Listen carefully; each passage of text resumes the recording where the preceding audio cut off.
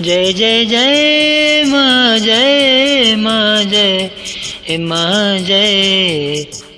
अंगना लिपाई बचौका पुराई, अंगना लिपाई बचौका पुराई।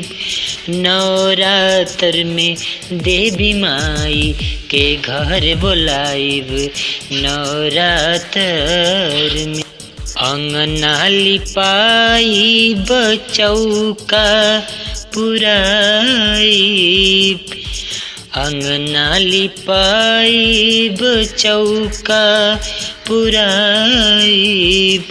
नवरात्र में देवी माई के घर बुलाइब, नवरात्र में। जय जय माँ जय जय जय जय माँ, जय माँ जय माँ जय जय जय जय माँ, जय जय जय माँ जय माँ जय माँ जय।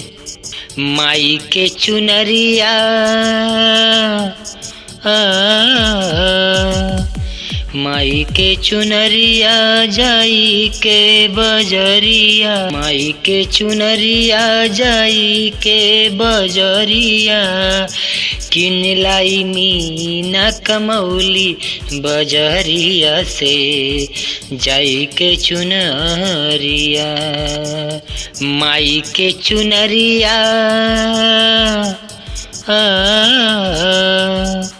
माई के चुनरिया जाई के बजरिया, माई के चुनरिया जाई के बजरिया, माई के चुनरिया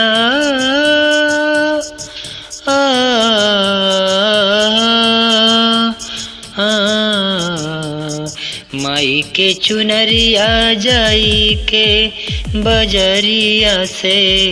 किन लाई मीना कमौली बजरिया से, ए राजा माई के चुनरी। अंगना लिपाई बचौका पुराई, अंगना लिपाई बचौका पुराई।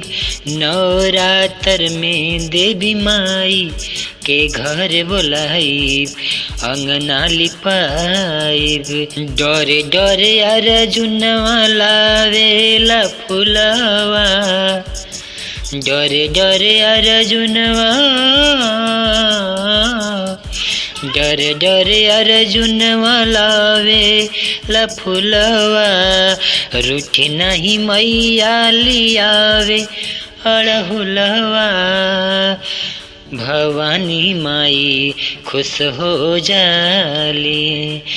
डरे डरे अर्जुनवा लावेला फुलवा, डरे डरे अर्जुनवा,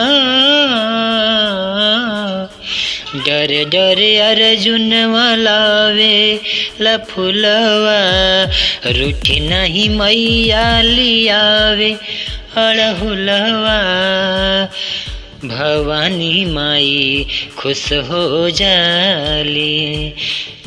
अंगना लिपाई बचौका पुराई, अंगना लिपाई बचौका पुराई।